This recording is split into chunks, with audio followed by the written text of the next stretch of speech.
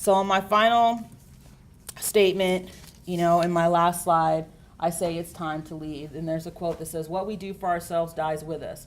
What we do for others, also the world remains and is immortal." So I ask you, how are we going to lead? And I charge you to say that it's time to lead. A gentleman that I had the pleasure of hearing speak, he used a Superman analogy. And he said that he asked a couple of questions. What's the one thing that weakens Superman? There's only one thing that weakens him. What is it? Kryptonite. So he asked all of us as leaders, what was our kryptonite? What was preventing us from moving forward in a positive direction to help children and families? What is your kryptonite that is getting in the way of moving us forward to improve a state-of-the-art child welfare system? And then the only thing that can bring him back, there are two things. It's the energy from the sun, but the other thing that is the barrier to kryptonite is lead. And I changed that to lead. We need to lead. We need to ask ourselves, what is the legacy that we want to leave behind when we leave here? I think about that all the time. My time here on this earth is finite. So I have to think about what is the legacy that I want to leave behind. There's a statement that says, people always talk about the time you were born and the time you die, but it's really the things that happen on the in-between that are what counts. So what's your legacy? We have to have empathy for the staff that serve our children and families, and empathy for those families that are facing challenging scenarios. I used to say in training, I don't think the majority of our parents wake up every day desiring to do harm to their children. I think that there are circumstances and situations that predicate things that happen to children and families. What's our attitude towards those families? What is our attitude towards children and families that come to the attention of child welfare? What is our attitude towards DFACS? And does that impede our ability to help us move forward to create a state-of-the-art system? And then finally, in our movement to lead, we have to have diligence. We cannot rest if we want to change the child welfare system. We cannot rest. And we have to have determination.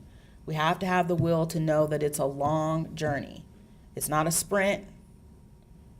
It's a long distance marathon to create a child welfare system that others will come and ask, how did you do that? How did you create a system? So I ask you, let us create the blueprint to improve children and families' lives in Georgia, and we will ultimately create the blueprint that will change the lives of children and families across the country. Thank you.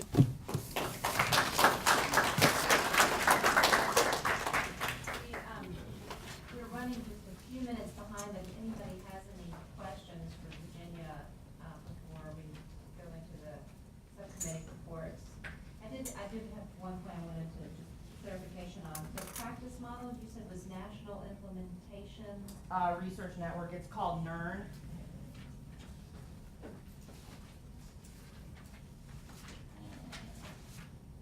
I said that right, didn't I? Mm-hmm. Okay.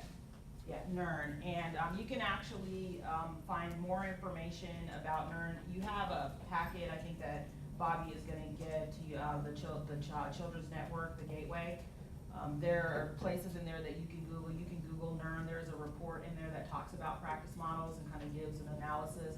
They did a lot of interviews with 5 different jurisdictions and asked questions about how they implemented their practice model. And so it's actually it's a very informative document. Say you're inspirational would probably be an understatement. But my question is this: if we go through all this and you have short and long-term objectives, when you've done this or seen this done in the past, if we put a price tag on these things as we move along, so we know what we're talking about in the next 5 years, I think that would be very helpful, because that's the first question that people ask. You can sit here and go through this and talk about best practices and talk about the training and robust development. But if we don't put a price tag on this thing over the next 5 years of what it's going to cost us to get there, because like you said, it's not going to happen overnight, and it's not going to happen. If we can lay something out there for people and say, look, here's what it's going to cost. You want to put your money where your mouth is, here's what you're going to have to pay for it. but I think that's going to be critical. But obviously, it was it's an excellent presentation, thank you very much. And I agree with you.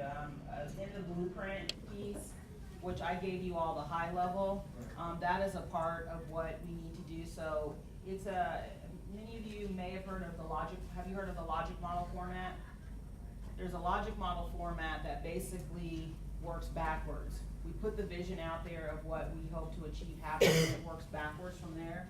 And one of the final legs of it is the resources that it's gonna take. So what's the financial capital that it's gonna take to move the organization forward? It costs money to implement a practice model.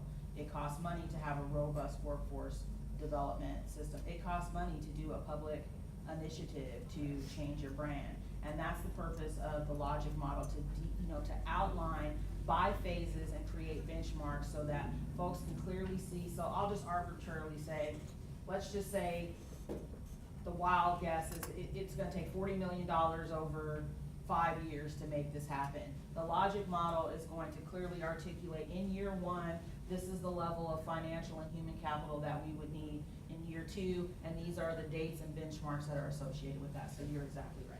Thank you. This is a question probably for Bobby, because a lot of what Ginger said is very interrelated with the work that all the subcommittees, I think, are doing, and we need to come out with recommendations that are gonna support what you're doing. So when do you see having this blueprint? Because I think that's, as I was listening, so much of what you were talking about is inherent in, I think, the work that we're all trying to help do right now. How do you see that coming together? No, I think we're at the point that we can begin development of that, and I think we have at least the broadest outlines of where we need to go. I think the thing that we have to do is to make sure that the plan that I develop is also in concert with what this group is going to recommend. So we're at that point. We've taken this initial, I guess, we're going on 120 days now to do a thorough assessment.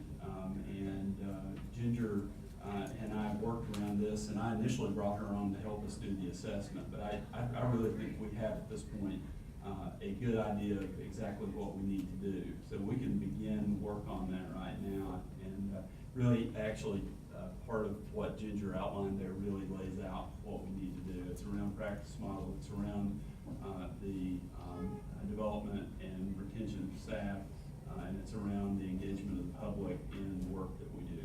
And if we can work on those three areas, then I think we can reasonably expect success if we invest in it. So it might be just thinking about the work of this group between now, we're supposed to be bringing our recommendations to the November 13th meeting.